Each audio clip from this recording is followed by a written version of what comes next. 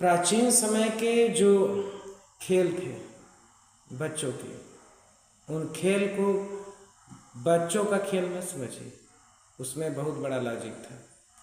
उसमें चाहे खेल हो, चाहे कई प्रकार के जैसे कुश्ती, मल्लयुद्ध, धनुर्विद्या, तलवार चलाना, रनिंग, क्लाइंबिंग, बहुत प्रकार के इसमें गेम आते हैं।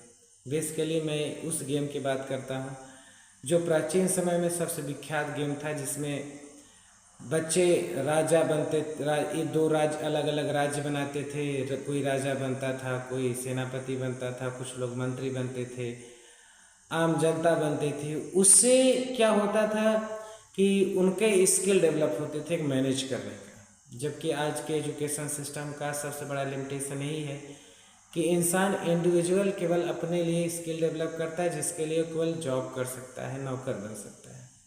लेकिन ये सब स्किल गेम के थ्रू वो सीखते थे, बहुत इंटरेस्टिंग तरीके से। जैसे मैं बात करूं, एक बार ये प्रसंग आता है कि चाणक्य जा रहे थे, तो जब पहली बार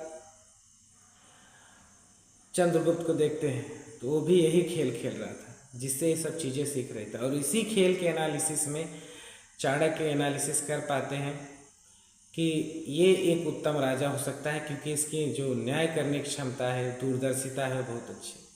तो इससे ये सब कैपेसिटी डेवलप होते थे, जिससे मैनेजमेंट सीखते थे, राज्य करना सीखते थे, राजनीति सीखते थे, गेम के थ्रू न्याय सीखते थे।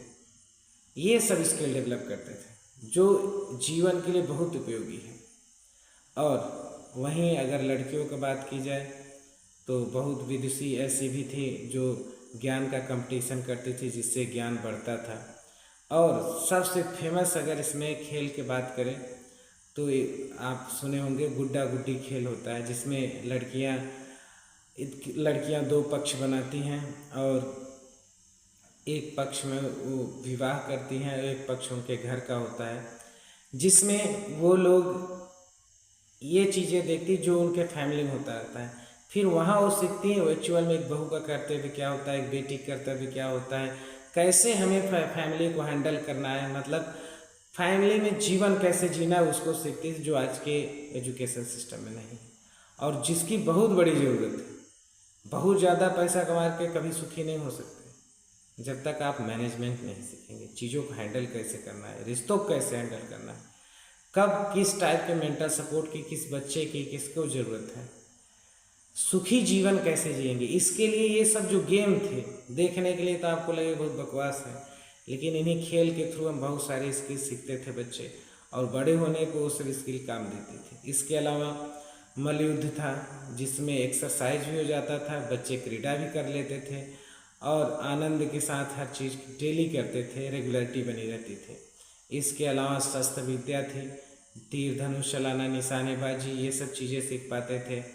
भाला फेंकना, तलवार चलाना, सेल्फ डिफेंस, लड़के लड़कियां दोनों सीखते थे, ताकि विषम परिस्थितियों में अपनी परिवार की रक्षा या स्वयं की रक्षा के लिए वो कर्तव्य उठा सके। अपने चरित्र आचरण की रक्षा के लिए भी सेल्फ डिफेंस बहुत ज़रूरी है। इसके साथ साथ एजुकेशन में भी कई प्रकार के खेल हुआ करते थे। जैसे खेल खेल में कई चीज़ें हम लोग सीखते हैं, क्रियाकलाप। पहले समय में ये सब चीज़ें ही हुआ करती थी। गुरु किसी चीज़ के एनालिसिस के लिए भेज देते थे तो बच्चे को लगता था कि ये तो खेल है, उसी खेल से वो सब चीज़ें सीखता था। जैसे मैं बात करूं, कर्ण जब जाते हैं परशुराम जी के पास, तो परशुराम जी कहते हैं मैं किसी को शिक्षा नहीं देता, और हाँ अगर मैं शिक्षा दूंगा तो क्या तुम उसके योग्य बनो। तो कर्ण कहता है आप मेरी परीक्षा ले लीजिए, अगर मैं आपके शिष्य बनने योग्य हूँ तो दीजिएगा, नहीं तो कोई बात नहीं, परीक्षा अनुत्तीर्ण अगर रहा तो मैं वापस लौट जाऊंगा बिना ज्ञान लिए। तो परशुराम जी भेज देते हैं कि जाओ जंगल से ऐसे आम लाना जो जमीन पे न गिरे हो। तो उसको लगता है कि ये मेरी परीक्षा है, जबकि परशुराम जी उससे ये देखना चाहते हैं कि इसका कंसंट्रेशन कितना स्ट्रांग है, कितना एक्टिव है, वो स्किल डेवलप करते हैं।